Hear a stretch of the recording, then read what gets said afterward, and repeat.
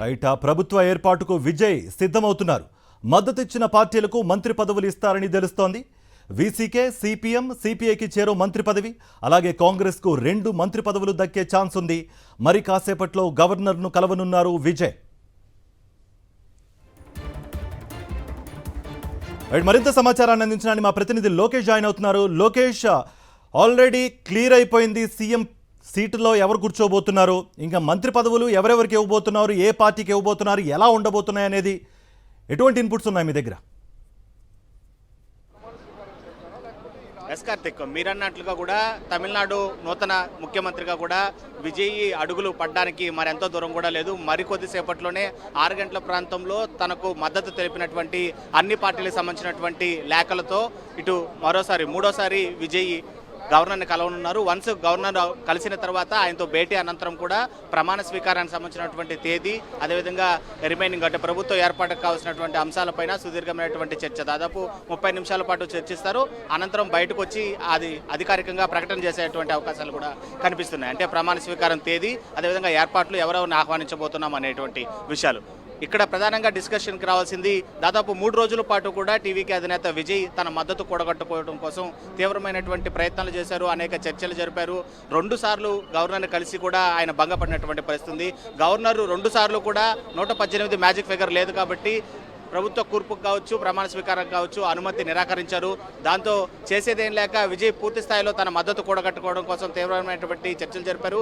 గడిచినటువంటి 24 గంటల పాటు వామపక్ష నేతలను, వీసీకే పార్టీ అయినటువంటి అధినేతను కూడా ఆయన ప్రసన్నం చేసుకోగలిగారు.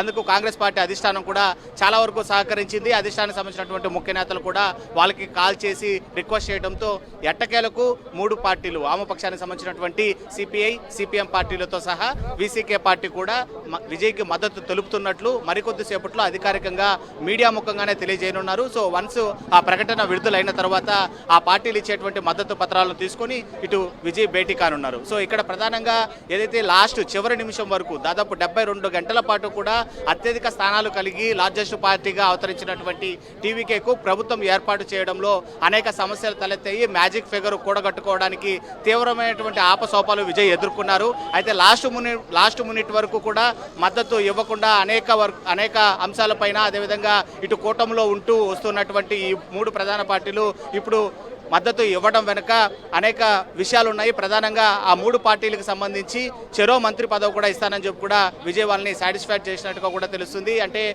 ఈ వామపక్షాలైనటువంటి సిపిఐ పార్టీకి కావచ్చు, అదేవిధంగా సిపిఎం పార్టీ కావచ్చు చెరో మంత్రి పదవి, అదేవిధంగా వీసీకే పార్టీకి సంబంధించి కూడా ఒక మంత్రి పదవి ఇవ్వడంతో పాటు మొదటగానే కాంగ్రెస్ విజయ్తో జతకట్టింది. అదేవిధంగా గవర్నర్ పైన పోరాటానికి కూడా సిద్ధమైంది. విజయ్కి ఈ 3 పార్టీల మద్దతు కూడగట్టడంలో కూడా కాంగ్రెస్ అధిష్టానము తీవ్రమైనటువంటి ప్రయత్నాలు చేసింది.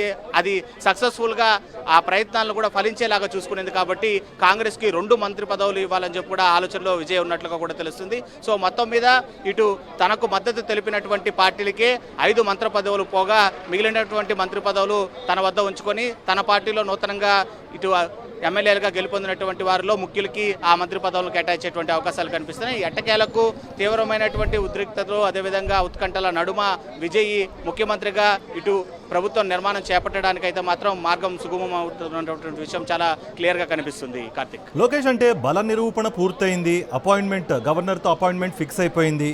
ప్రమాణ స్వీకారానికి ముహూర్తం సంబంధించి టీవీకే వర్గాలు ఏం చెప్తున్నాయి? ఏర్పాట్లు జరుగుతున్నాయా? ఏర్పాట్లు ఆల్రెడీ చేస్తారా? ఎస్, మనం చూసాం ఏదైతే రిజల్ట్స్ వచ్చినటువంటి మర్నాడే కూడా దాదాపు లార్జెస్ట్ పార్టీగా ఉన్నటువంటి తమకే గవర్నర్ అవకాశం ఇస్తారు అని చెప్పి ఆయన ఆలోచన చేశారు. ఇటువైపు యంత్రాంగం కూడా విజయ్ వైపే మొగ్గు చూపింది. వెంటనే కూడా అక్కడ మ్యాజిక్ ఫిగర్ ఎర్లీ ట్రెండ్స్ చూసిన వెంటనే కూడా అధికార యంత్రాంగం విజయ్కి కాన్వాయ్ ఏర్పాటు చేయడం కావచ్చు, లేదా ప్రమాణ స్వీకారానికి ఒక వేదిక సెలెక్ట్ చేసుకున్నటువంటి వేదిక ఏదైతే నెహ్రూ ఇండోర్ స్టేడియంని సెలెక్ట్ చేశారో ఆ వేదికలో ఏర్పాట్లు చేసుకోవడానికి సిఎస్ కూడా అనుమతి ఇచ్చేయడం జరిగింది.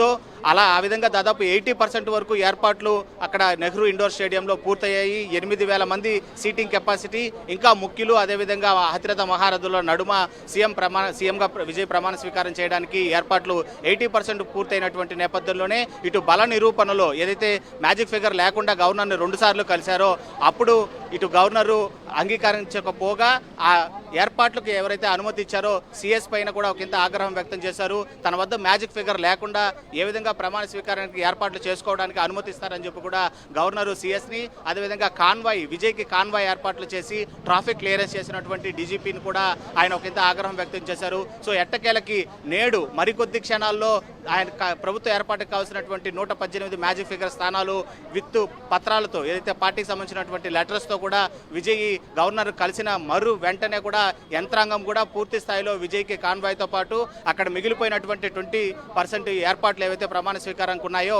వాటికి కూడా అనుమతులు ఇచ్చేటువంటి అవకాశాలు చాలా స్పష్టంగా కనిపిస్తున్నాయి. కార్తీక్. రైట్ లోకేష్, అందుబాటులో ఉండండి, మళ్ళీ వస్తాం.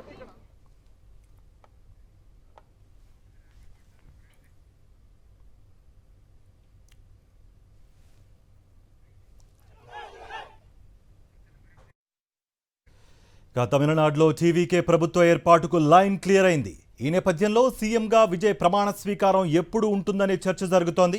గవర్నర్తో భేటీ అనంతరం ప్రమాణ స్వీకారానికి సంబంధించి క్లారిటీ రానుంది. ఇప్పటికే చెన్నై నెహ్రూ స్టేడియంలో ఇందుకు సంబంధించిన ఏర్పాట్లు కూడా పూర్తయ్యాయి. రేపు లేదా ఎల్లుండు ప్రమాణ స్వీకారం కార్యక్రమం జరిగే ఛాన్సెస్ ఉన్నట్టుగా ప్రచారం జరుగుతోంది. సీఎంగా ప్రమాణ స్వీకారం తర్వాత అసెంబ్లీలో బల నిరూపణ జరగనుంది.